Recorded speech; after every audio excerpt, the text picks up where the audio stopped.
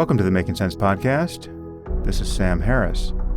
Just a note to say that if you're hearing this, you're not currently on our subscriber feed, and will only be hearing the first part of this conversation.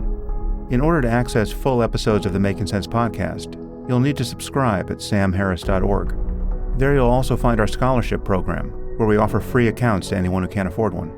We don't run ads on the podcast, and therefore it's made possible entirely through the support of our subscribers. So if you enjoy what we're doing here, please consider becoming one.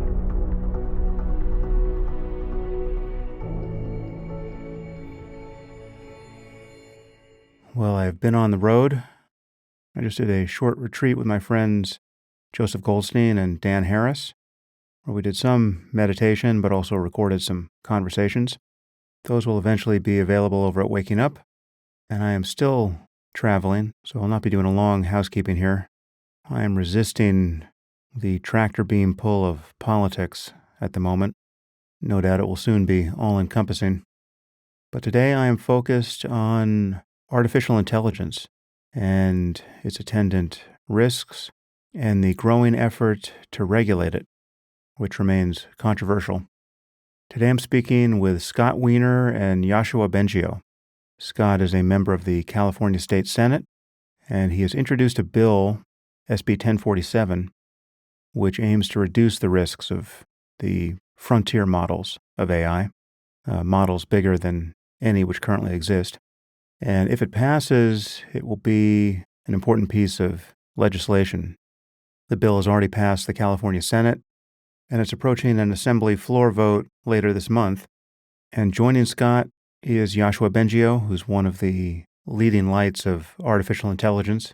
He's known for breakthroughs in deep learning and other relevant technology. He won the Turing Award in 2018, which has been described as the Nobel Prize for computer science. And he's a full professor at the Université de Montréal.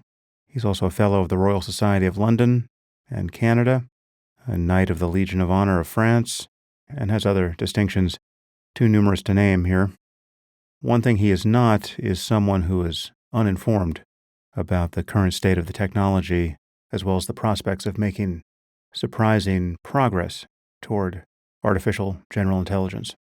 So we talk about AI risk, the strange assumptions of certain people, some of whom I've spoken with on this podcast, who seem to think there's really no serious risk to worry about, and who view any concept of regulation as premature and economically injurious. Anyway, fascinating topic, all too consequential. And now I bring you Scott Wiener and Yoshua Bengio.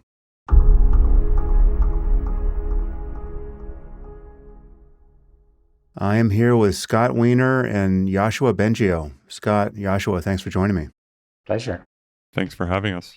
So I will have introduced you properly in my housekeeping, but perhaps you can each tell me, I'll start with you, Scott, how have you come to focus on the issue of AI safety, which is what we're going to talk about? Sure. And again, thanks for having us today and for talking about this issue. So I have the great honor and privilege of representing the great city of San Francisco, which is really the beating heart of AI innovation, no offense to other parts of the world. And I'm really proud of that. And so I am, immersed in the tech world in terms of just people who are around me in the community, ranging from high-level executives at large tech companies to startup founders to just frontline technologists, academics, investors, just the entire gamut.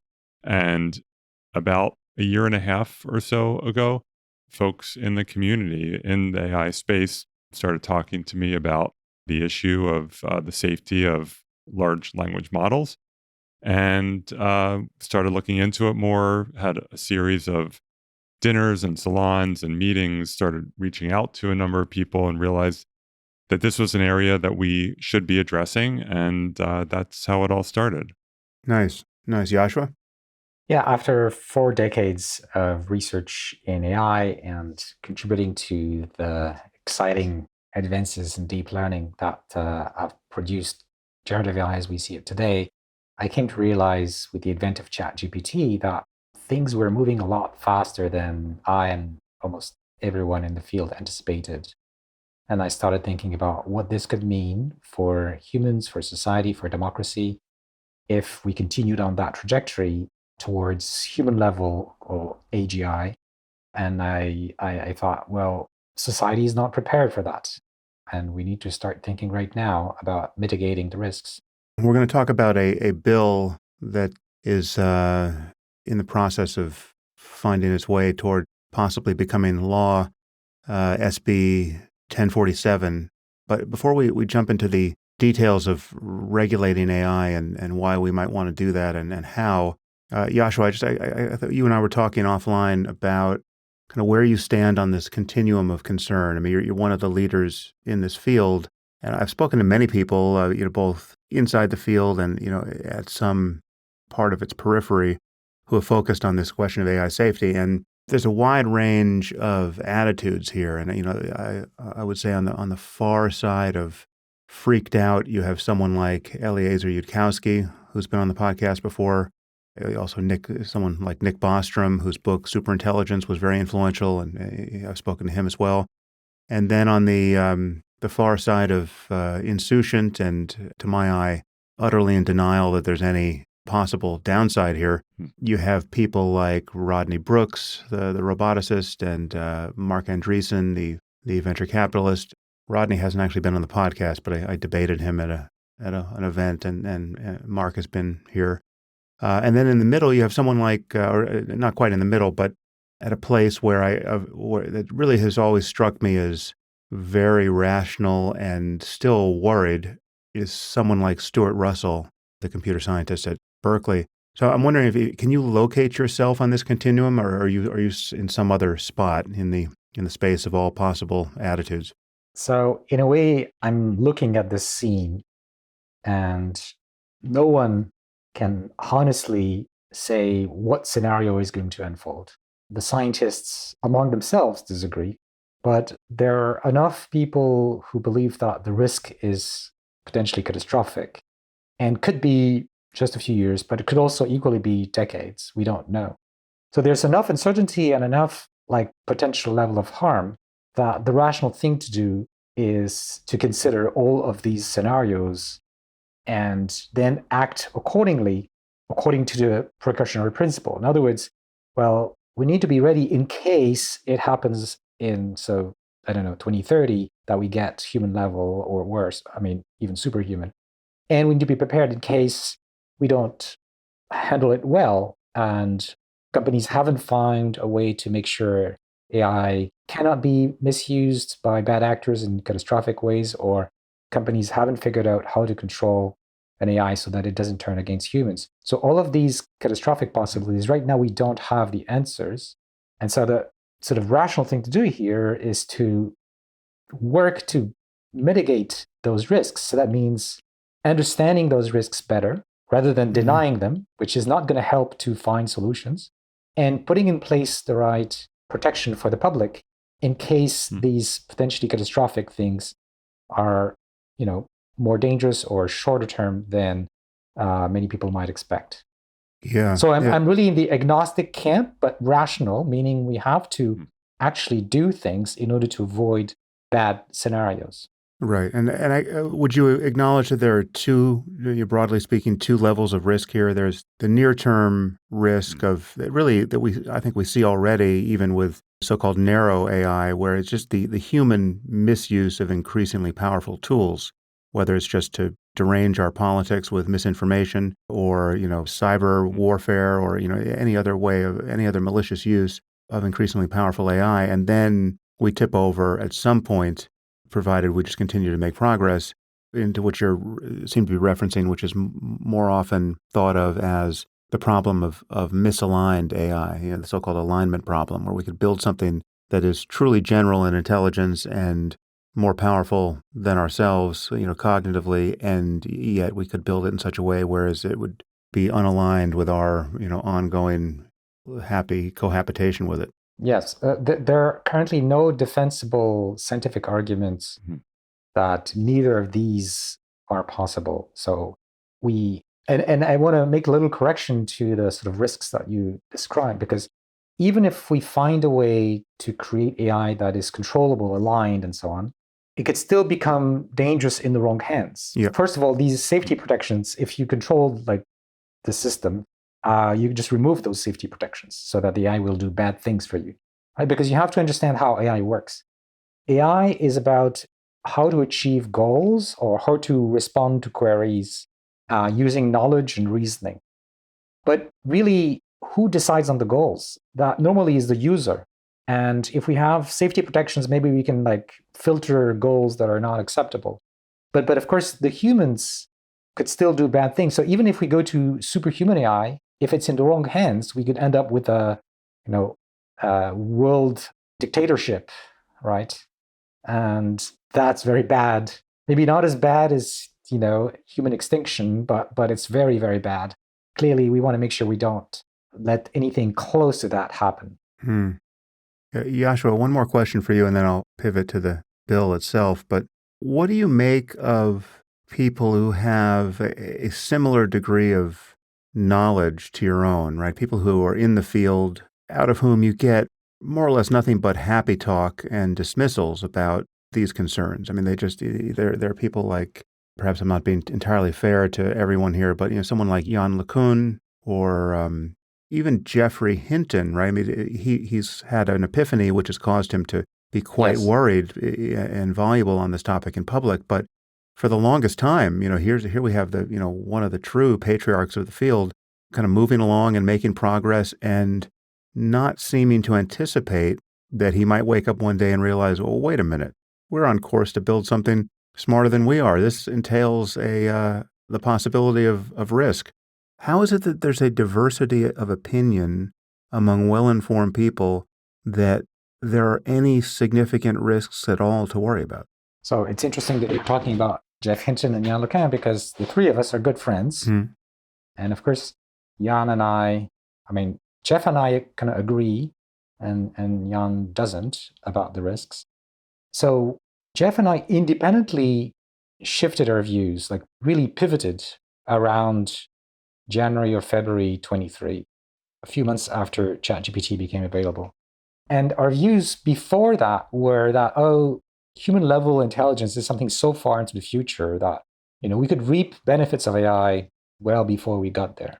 But what happened with ChatGPT is realized that, things are moving a lot faster than we thought. We now have machines that essentially pass what is called the Turing test. In other words, they master language as well as humans. They can pass for humans in a dialogue. That's what the Turing test is. And so our timelines suddenly shifted down to anything from a few years to a few decades, whereas previously we thought it would be like centuries or decades. So that's really the main reason we shifted. So why is it that... So the crucial variable was the change in expectation around the time horizon. Yes. Yeah. Yes. And in fact, if you dig and try to understand why most scientists disagree on the risk, it's because they disagree on the timeline. But my position is we don't know what the timeline is. Right. Okay, but you also asked me about why is it Yann LeCun, who's basically at the same level of proficiency in the field as Geoff and I, why is it that he continues to think that we shouldn't worry about risks? It's an interesting question. I think I wrote about it in my blog. By the way, my latest blog entry goes through pretty much all of the criticisms I've read about taking risks seriously, and rationally trying to explain, why, because of our uncertainty, the scientific, lack of knowledge, we really need to pay attention. But I think for many people, there's all kinds of psychological biases going on. Imagine you've been working on something all your life, and suddenly somebody tells you that it actually could be bad for democracy or humanity. Well, it isn't something you really want to hear. Or if you're rich because of working in a field that would eventually bring really dangerous things to society, well, maybe this is not something you want to hear either. So you prefer to go to something more comfortable, like the belief that it's all going to be all right. For example, Yann is saying he's agreeing actually on almost everything I'm saying. He just thinks that we'll find a solution beforehand, and so don't worry. Well, I would like that to happen, but I think we need to proactively make sure, we do the right thing, we provide the right incentives to companies to do the right research, and so on. So yeah, it's complicated. Wouldn't he admit that a completely unregulated arms race among all parties is not the right system of incentives by which to find a solution? No, he wouldn't. He thinks that it's better to let everybody have access to very powerful AI, and there will be more good AIs than bad AIs. But that isn't rational either.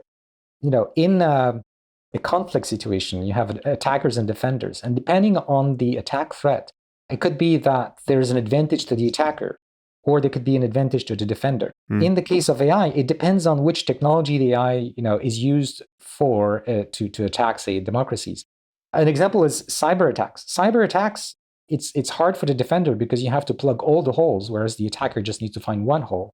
Or bioweapons, like if an attacker uses AI to design a bioweapon, the attacker can work for months to design the bioweapon, and then they release it in many places in the world, and then people start dying, and it's going to take months at least to find a cure, during which people are dying, right? So it's not symmetrical. It's not because you have more like good people controlling AIs than bad ones that the world is protected. It just doesn't work like this. Yeah. Okay, so let's dive into the possibilities of controlling the chaos. Scott, what is this bill that has various technologists worried? Yeah, so Senate Bill 1047 has a fairly basic premise that if you are training and releasing an incredibly powerful model, which we define as exceeding 10 to the 26th flop, we've also added in that you've spent at least $100 million in training the model, and that'll go up with inflation, that if you are training and releasing a model of that scale, of that magnitude, of that power, perform reasonable safety evaluations ahead of time.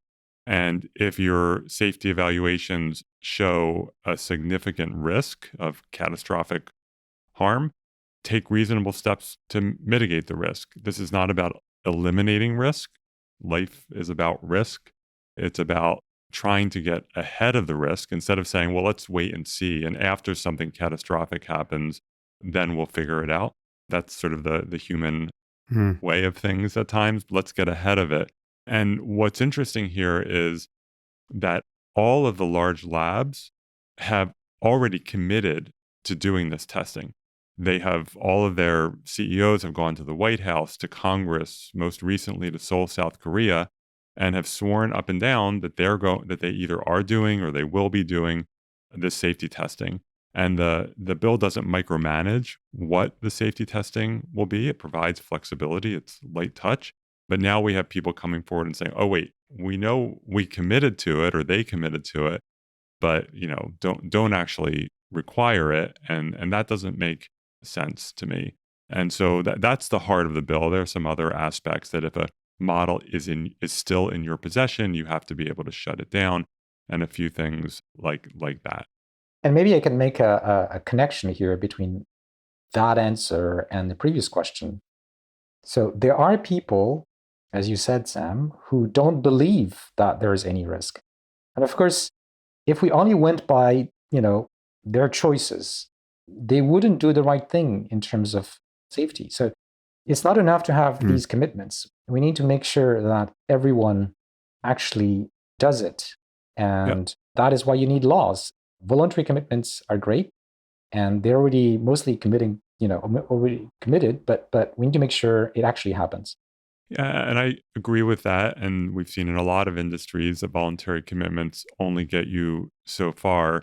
And even if all of the current leadership of the labs are fully and deeply committed to doing this, and I take them at their word and that they're acting in good faith, we have no idea who's going to be running these labs or other labs that don't exist yet 2, 3, 5 years from now, and what the pressures are going to be. The other thing I just want to add, which in this bill, we've had some critics of the bill that have really engaged with us in good faith, and we're so appreciative of that. There are other critics who there's a lot of whataboutism, and one of them is, well, what about other risks and other technology that causes risk? Okay, yes, there are other technology that could cause risk, but we're focused on this very real and tangible potential risk.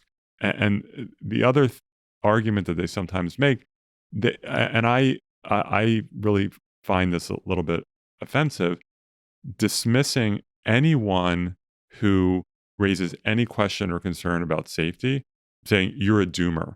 You're a doomer. You're part of a cult. This is it's a cult-like behavior, and you're a doomer, and just making you're an extremist. And by the way, none of these risks are real. It's all science fiction. It's all made up. And my response to them is, well, first of all, not everyone's a doomer just because you care about safety or want to maybe take some action around safety. But if you really believe that these risks are fabricated, made up, just pure science fiction, then why are you concerned about the bill? Because if the risks are really fake, then if you really believe that, then you should also believe that the bill won't cover anything because none of these harms will ever happen and it's all science fiction. And so the fact that they are fighting so hard against the bill, led by A16, the fact that they're fighting so hard against it sort of really contradicts their claim that they believe that these risks are science fiction. So I can imagine that someone over at Andreessen Horowitz would say that, first of all, it's going to pose an economic and legal burden to any company in this business, and there's going to be capital flight out of California. I mean, people will just do this work elsewhere because California has become an even more hostile place for business now. And so is there something about, I mean, if we were going to give a charitable gloss of their fears, what's the worst case scenario from their point of view that is actually honestly engaging with what you intend, right? So like what kind of lawsuits could bedevil a company that produces an AI that does something bad? Just what kind of liability are you trying to expose these companies to? And just, how expensive is it in time or resources to do the kind of safety testing you envision, Yoshua? Well, they're already doing it. I mean, at least many of them are, since they committed to the Biden executive order, and they have been doing these tests since then, or even before in some cases. And it's not hugely expensive. So in terms of the liability, I think if they do sort of reasonable tests that one would expect from somebody who knows about the state of the art, then they shouldn't worry too much about liability. Well, so actually, before we get to liability, seems to me to be it's very hard to characterize in advance. I can understand worrying about that. But just on the safety testing, have any of these companies that have agreed to persist in testing disclosed what percent of their budget is getting absorbed by AI safety concerns? I mean, are we talking about a 5% spend or a 40% spend, or what is it? Do we know? We think it's very small, especially in it's not, I think it's more like the not less than 5%. It's a few percentage points. And so we think it's about 2 to 3% as far as we can tell. Okay. And so it's, and again, this is the large labs. It's when you're spending at least $100 million to train. This is not about startups. I understand there are startups that have concerns because they want to make sure they have access to Llama and other open source models. But in terms of who's going to have to comply with this, it's not startups. It is large labs that are spending massive amounts of money to train these models. And they are absolutely able to do it. And they have all said that they either are doing it or are committing to do it. So, it's really interesting to me that you have a large lab saying that they're committing to doing it or already doing it. And then you have some investors, most notably A16, saying, oh, it's all made up. The safety testing is not real. It's impossible. And so it's like, okay, well, which is it? And if they say that they're already doing it. Okay, so let's say they do all of this good faith safety testing, and yet safety testing is not perfect. And one of these models, let's say it's ChatGPT 5, gets used to do something nefarious. Somebody weaponizes it against our energy grid, and it just turns out the lights in half of America, say. And when all the costs of that power outage are tallied, it's plausible that that would run to the tens of billions of dollars, and there'd be many deaths, right? I mean, what are the consequences of turning out the lights in a hospital, or in every hospital in every major city in half of America for 48 hours? Somebody's going to die, right? So what are you imagining on the liability front? Is that all of that trickle up to Sam Altman in his house in Napa drinking white wine on a summer afternoon? What are we picturing here? Yeah. So, under this bill, if they've done what the bill requires, which is to perform the safety evaluations and so forth, if they do that, then they're not liable under this bill. Again, it's not about eliminating risk. So companies, labs can protect themselves from the very focused liability under this bill. This bill, which first of all is not dependent on training or releasing the model in California or being physically located in California, which is why this whole claim that labs are or startups are going to leave California. If you are training and releasing your model from Miami or from Omaha, Nebraska, if you are doing business in California, which they all will be, it's the fifth largest economy in the world, it's the epicenter of the technology sector. Unless you're going to not do business in California, which I'm highly doubtful of, you are covered by the bill. And only the Attorney General can file a lawsuit. And it's only if you have not complied with the bill and one of these huge harms happens. One thing that the opponents of the bill continue to just refuse to acknowledge is that there is liability today, much broader than what is created by SB 1047. If you release a model, even a smaller one that you spent, $500,000 or $1 million on, you release that model, and then that model somehow contributes to a much smaller harm than what we're talking about here, burning down someone's house, doing something, something that harms someone, that person can sue you today under just regular tort liability law in California, and I assume in all 50 states. They can sue you today. That liability will be disputed and litigated, and I'm sure in the coming years, the courts are going to spend a lot of time sculpting what the contours of liability is for artificial intelligence. But that liability risk, that litigation risk exists today in a much broader way than what SB 1047 provides. And that's why the reaction to the liability aspect of this bill, I think, is overstated. And then on top of that, they keep spreading misinformation that model developers are going to go to prison if your model contributes to harm, which is completely false and made up. Interesting. So why do this at the state level? As you've indicated, there's already movement at the federal level. I mean, that the Biden administration has made similar noises about this. Why shouldn't this just be a federal effort? Well, in an ideal world, it would be a federal effort. And I would love for Congress to pass a strong AI safety law. I would also love for Congress to pass a federal data privacy law, which it has never done. I would also love Congress to pass a strong net neutrality law, which it has never done. And so as a result, I authored California's net neutrality law 6 years ago, and we also passed in California a data privacy law. I would love for all of that to be federal, but Congress, with the exception of banning TikTok, has not passed a significant piece of technology legislation since the 1990s. That may change soon with this child protection social media law, we'll see. But Congress has what can only be described as a poor record of trying to regulate the technology sector. So yes, it would be great for Congress to do it. I'm not holding my breath. The Biden executive order, I like it. I applaud it. It's an executive order. It does not have the force of law. And the Republican platform has stated, Donald Trump's platform states that that executive order will be revoked on day one if Donald Trump is elected president, God forbid. Does this have any effect on open source AI, or are you just imagining targeting the largest companies that are doing closed source work? The bill does not distinguish between open source and closed source.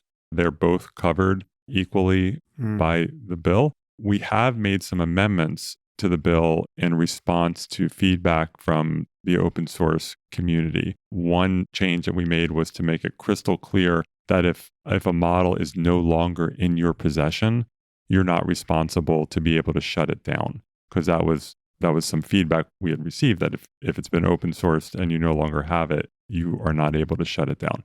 So we made that change.